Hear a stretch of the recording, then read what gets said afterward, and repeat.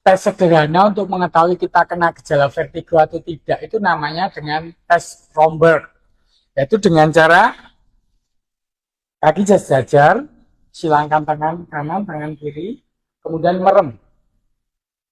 Ya, kalau kita kena gejala vertigo, biasanya dalam 30 detik ini kita akan bergoyang ke kanan atau tanpa sadari kita bergoyang ke kiri dan kita mulai panik.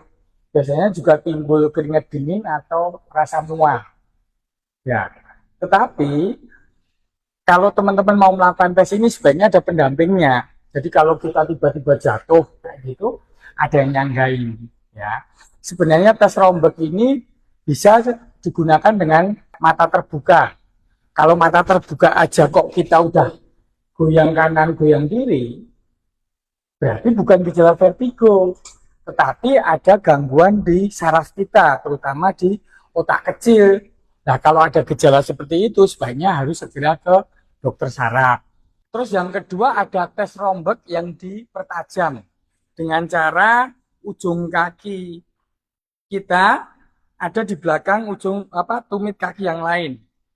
Kuda-kudanya harus kuat dulu ya. Nah, kemudian ini. Nah, kita akan pastikan kita bergoyang ke kanan atau ke kiri atau tidak. Sebaiknya dengan teman ada di samping kita. Kalau keseimbangan kita bergoyang kanan, kita bergoyang ke kiri, kita kemungkinan kena gejala vertigo ya. Ya, itu tes Romberg sederhana dan dipertajam. Lalu ada tes juga untuk mengetahui kita itu vertigo kanan atau vertigo kiri. Namanya tes Fukuda.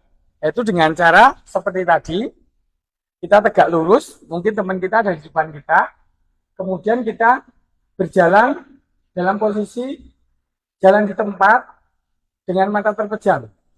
Ya, sampai 50 langkah kita hitung. Ya, kalau ternyata dalam 50 langkah tadi kok kita bergeser sudut kita, yang dari lurus kok kita bergeser ke kanan atau ke kiri, misalnya seperti ini. Nah, sudut deviasinya kalau lebih dari 30 derajat, itu kita kemungkinan kena gejala vertigo. Misalnya seperti itu. Ya, otomatis harus ada teman yang mendampingi untuk tahu ada pergeseran atau tidak. Jadi yang mengukur, yang mengkalibrasi itu teman atau pendamping kita. Demikian kalau ada gejala vertigo seperti itu dan sering kambuh, apalagi teman-teman misalnya melakukan pekerjaan yang di lapangan, apalagi yang misalnya naik-naik ke tiang listrik, ke bangunan dan lain-lain, ada baiknya ke dokter saraf. Karena bukan apa-apa, gangguan keseimbangan tersebut bisa mengakibatkan hal yang fatal ketika kita bekerja.